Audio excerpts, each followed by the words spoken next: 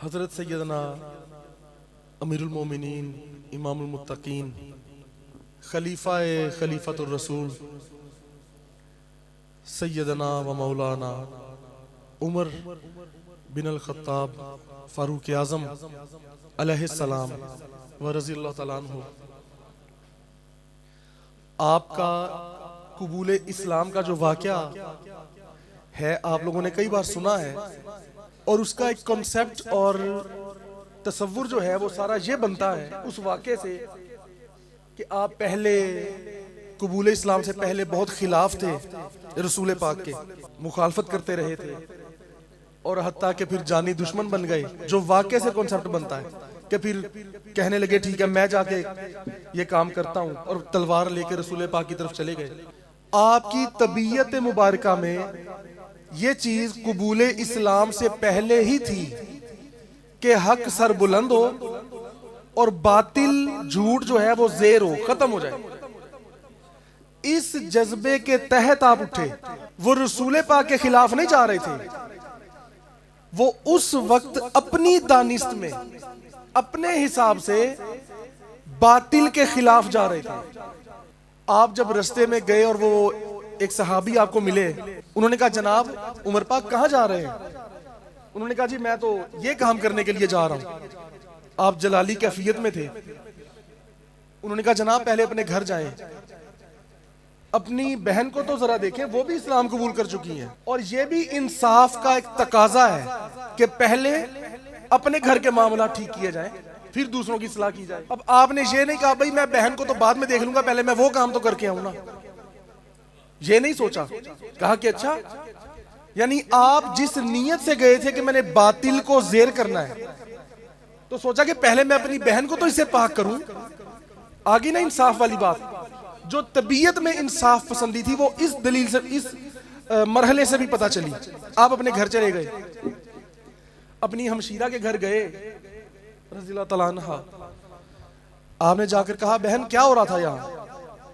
तो वही बात उन्होंने कहा जी पहले तो वो घबरा गई क्योंकि देखा कि हमारे भाई, और पता था हमारे भाई की क्या कैफियत है, क्या आलम है, उनका रोब और दबदबा इतना था। पहले भी उन्होंने थोड़ा सा छुपाया कि नहीं नहीं ऐसी कोई बात नहीं थी। आपने फरमाया मैंने सुना है। आपने फरमाया आपकी उन कागजात पर नजर पड़ गई जो उन्होंने छुपा दिए थे, जिसपे कुरान की कुछ आयात लिखी हुई थी। आपने फरमाया दिखाओ ये क्या है? उन्होंने कहा जी फिर आपकी, वो भी आपकी बहन थी। अब यही जज्बा उनमें भी था, वो बहादुरी और वो दलेरी उनमें भी थी। अब उन्होंने कहा कि अच्छा अब ये नौबत आ ही गई है। कहा भाई फिर आपको मैं हाथ नहीं लगाने दूंगी इसको, क्योंकि ये अल्लाह का कलाम है, आप नहीं इसको हाथ लगा सकते। वो दलेरी और बहादुरी और शुजात थी ना। कहा चलो ठीक है, मान गए कि ठीक है मैं हाथ नहीं लगाता, मुझे पढ़ के सुनाओ क्या लिखा है। अब जब उन्होंने पढ़ा तो आपके आंसू टपक पड़े। अब जब वो झड़ी लग गई, लोग ये समझते हैं कि सख्त जान होना, मजबूत इरादे होना और बहादुरी और दलेरी का होना ये अलग बात है, और नरम दिल होना अलग बात है। कि जिसमें जो बहादुर होगा वो नरम दिल नहीं होगा, शायद वो तो बड़ा सख्त होगा। नहीं नहीं, ये सारी सिफात अच्छी हैं, ये सारी अल्लाह ताला की अता करदा सिफात होती हैं। और फारूक आजम में ये सारी सिफात पहले ही मौजूद थी, पहले से मौजूद थी। अच्छा अब आप रो पड़े। अब आप ये बताएं कितने लोग हैं मुसलमान अपने आप को मोमिन समझने वाले, कितने लोग हैं जो कुरान सुन के रोते हैं? कोई नजर आता होगा? कोई ऐसे ही है या नहीं? मुसलमानों के घर में पैदा होकर बचपन से इस्लाम सुना, समझा, देखा, कहा, नमाजें भी पढ़ ली, रोजे भी रख लिए, इस्लाम की नशर इशाअत तबलीग भी कर ली, लेकिन ईमानी कैफियत ये नहीं आई अभी तक कि कुरान की आयत पढ़ी जाए और इंसान रो पड़े। अल्लाह फरमाता है कि जो मेरे पसंदीदा बंदे हैं, जो मेरे महबूब के उम्मती हैं, सच्चे जो मोमिनीन हैं, उनकी हालत यह है कि जब उनके सामने कुरान पढ़ा जाए तो उनके दिल लरस जाते हैं और वो रो भी पड़ते हैं। और ये बड़ी आला कैफियत होती है कुरान सुन के रो पड़ना। पहली बात तो हमें तो कुरान समझ ही नहीं आता, तो रोना काहे का है। कुरान एक ऐसी किताब है, आपको समझ ना भी आए, आप उसकी फीलिंग्स ले सकते हैं, आप महसूसात कर सकते हैं। कुछ भी ना समझ आए कि क्या हो रहा है, लेकिन एक असर है कुरान का अपना। सिर्फ आगे से थोड़ा सा नरम दिल होना इंसान का जरूरी है। तो बात मैं ये कर रहा हूं कि जो मोमिनीन समझते हैं, मुसलमान कहलाते हैं, बचपन से इस्लाम इस्लाम करते हैं, उनकी जवानी तक, बुढ़ापे तक ये हालत नहीं होती। बिलमूम कोई होता है लाखों में एक कि जो कुरान सुन के आंसू टपक पड़े। और फारूक आजम की उमर पाक की हालत ये कबूले इस्लाम से पहले की है। समझ रहे बात कि कितना फर्क है सहाबी में और आम मोमिन में। फारूक आजम ने अभी ये नहीं कहा कि हाँ हाँ मैं अल्लाह के इस रसूल मोहम्मद पर ईमान ले आया हूं सल्लल्लाहु। अभी वो अपने आप को उम्मती नहीं समझते।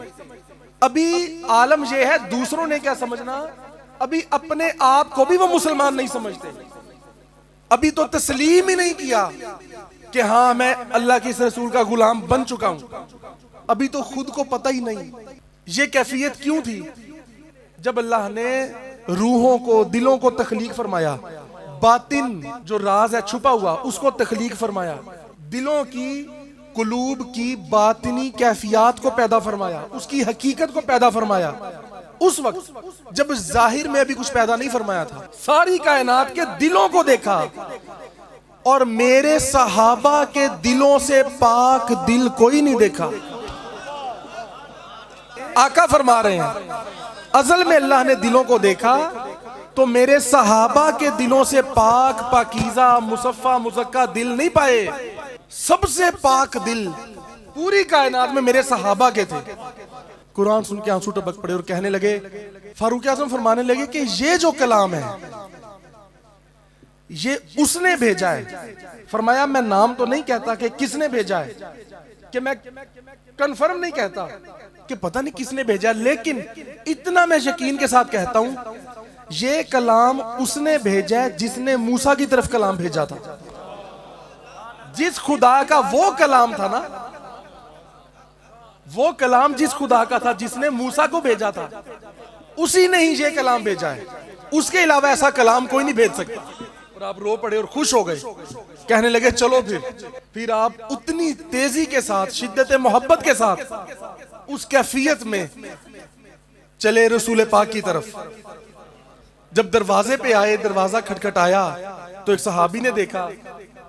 उन्होंने कहा, जब देखा कि आगे उमर खड़े हैं, अब क्योंकि आपका रोबो दबदबा तो पहले ही था, कहा भाई दरवाजे पे उमर आ गए। एकदम अंदर बताया चंद सहाबा और नबी पाक जलवा फरमा थे। हजरत अमीर हमजा उठे, असदुल्लाह व असदुर रसूल, अल्लाह का शेर और रसूल का शेर। फरमाने लगे फिर क्या हुआ, उमर आ गया तो? पता था ना, अपने आप का भी पता था ना। फरमाया आने दो उमर को, मैं देखता हूं।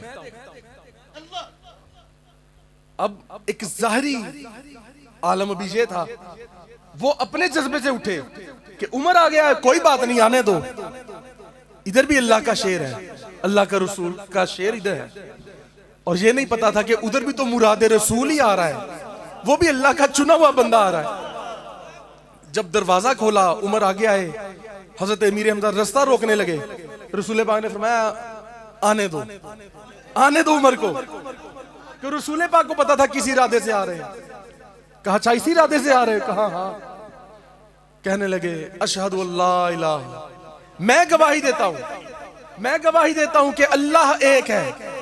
या रसूलल्लाह, जो आप कहते हैं ना अल्लाह एक है, वो खुदा एक है बस। मैं गवाही देता हूं अल्लाह एक है, और मैं गवाही देता हूं मोहम्मद अल्लाह के रसूल हैं सल्लल्लाहु। हुजूर ने फिर गले लगा लिया, सुभान अल्लाह, अल्लाहु अकबर।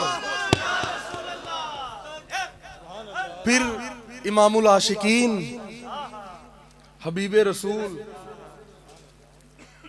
अमीरुल मोमिनीन, इमामुल मुत्तकीन, खलीफा अव्वल ने आके मुबारकबाद दी। सिद्दीक अकबर मुबारकबादें देने लगे, बाकी सहाबा मुबारकबाद देने लगे। आपकी फिर कैफियत का आलम यह था, क्योंकि सहाबा अभी अलल ऐलान नशर इशात नहीं करते थे। कितने अरसे में नबी पाक खुद और सिद्दीक अकबर पहले उनको टटोलते थे, देखते थे कि यार ये बंदा इस्लाम कबूल करेगा या नहीं, इसमें ये हालत है या नहीं, ये ना हो कि अभी मुखालिफ बढ़ जाए। हिकमत से काम लेते थे। और अभी चंद एक सहाबा हुए थे, 39 लोग अभी तक ईमान लेके आए थे। जब उमर फारूक आजम ने देखा, कहने लगे या रसूल अल्लाह, क्या हम जो ये काम करते हैं ये कोई गलत काम है? कहा उमर तुम्हें तो पता है ये तो बिल्कुल हक है।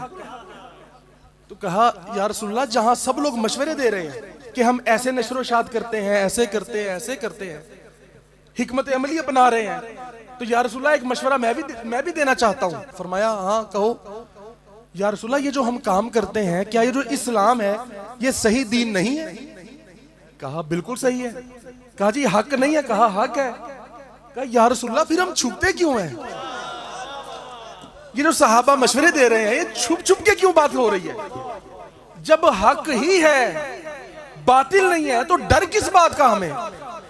या रसूल अल्लाह, मैं जो आ गया हूं, दोस्तों को, अपने सहाबा को तसल्ली दी कि भाई उमर आ गया है, अब डरना नहीं।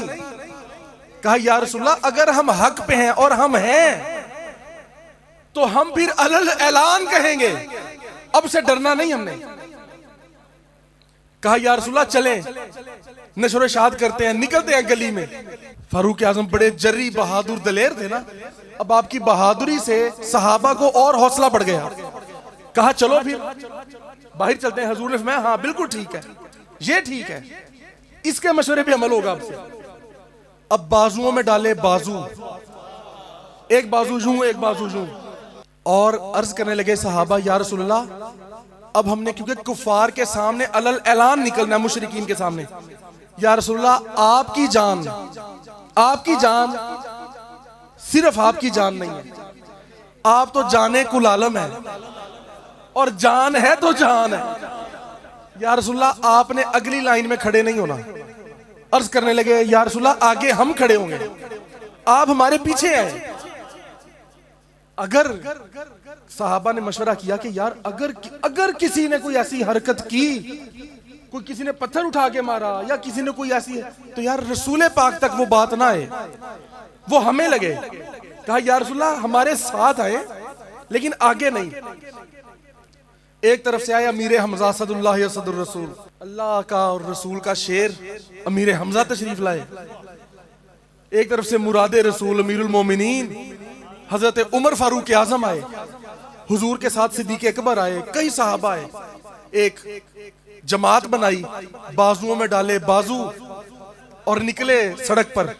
अब बढ़े तो ऊंची ऊंची आवाज से कहने लगे ला इलाहा इल्लल्लाह, सुन लो अल्लाह एक है, वो वाहिद है, वो एक है, वो यकता है और कोई माबूद नहीं है। इस तरह के कलिमात नारे ऊंची ऊंची आवाज से लगाने लगे जानबूझकर। क्यों? आज मकसद ही ये था निकलने का कि आज डटकर अलल ऐलान ये बात करनी है। अब दूर से कुफार ने देखा, जो सरदाराने कुफार थे कुछ, उन्होंने देखा, एक कहने लगा चलो यार इनको तो रोको जरा, इनको आज ही रोक लो वरना फिर ये रुकेंगे नहीं। इनके हौसले इतने बुलंद हो गए, कुफार को परेशानी हो गई, यार इतना हौसला बढ़ गया कि पहले तो हमारे से छुपते थे, अब अलल ऐलान शुरू हो गए, चलो इनको जरा जंग करें। तो दूसरा काफिर पता क्या कहता ठहरो, वो देखो एक तरफ हमजा खड़े हैं, एक तरफ उमर खड़े हैं, अब इनसे लड़ने की बेवकूफी तो कोई बेवकूफ ही करेगा, आगे ना जाना। अब वो देखो गौर से, रसूल मोहम्मद के साथ अबू बकर तो हैं, लेकिन आज ये भी गौर करो, इस तरफ हमजा भी खड़े हैं और इस तरफ उमर बिन खत्ताब भी खड़े हैं। आज टक्कर ना लेना, बस हट जाओ, यहीं से वापस हो जाओ। उस दिन से सहाबा के दिल और शेर हो गए। फिर अलल ऐलान तरवीज शात नशर शात अलल ऐलान तबलीग होने लग गई, और लोग फिर जोक दर जोक उसमें शामिल होने लग गए। और इसी तरह फिर आपने हर मौके पे यूं फरमाया, फारूक आजम ने फरमाया मैं देखता हूं कि जब नमाज पढ़ते हुए लोग आके तंग करते हैं, जब मेरे दोस्त, मेरे रसूल पाक के गुलाम, उनके सहाबी जब नमाज पढ़ते हैं तो लोग आके ताने देते हैं, लोग आके तंग करते हैं। आज फरमाया तुम नमाज पढ़ो, मैं खड़ा होता हूं, मैं बाद में पढ़ूंगा, मैं देखता हूं कौन आता है। आज बैतुल्लाह का तवाफ नहीं करने देते। अल्लाह ऐलान फरमाने लगे, ए मक्के के लोगों सुन लो, जो लोग ये चाहते हैं कि उनकी बीवियां बेवा हो जाएं, जो ये चाहते हैं कि हमारा साया हमारे बच्चों के सर से उठ जाए, यानी जो कत्ल होना चाहते हैं, मर जाना चाहते हैं, फरमाया आज उमर यहां खड़ा है, अब जिसने तंग करना है वो आए और तंग करे। रसूले पाक और उनके सहाबा को तंग तो करो आके, आज मैं देखता हूं। बस आपका इतना ऐलान करना ही था, कोई आगे ही नहीं आया। आपकी आवाज में ऐसी गरज थी, ऐसा रोब था जिससे सारे कुफार डरते थे, शयातीन डरते थे,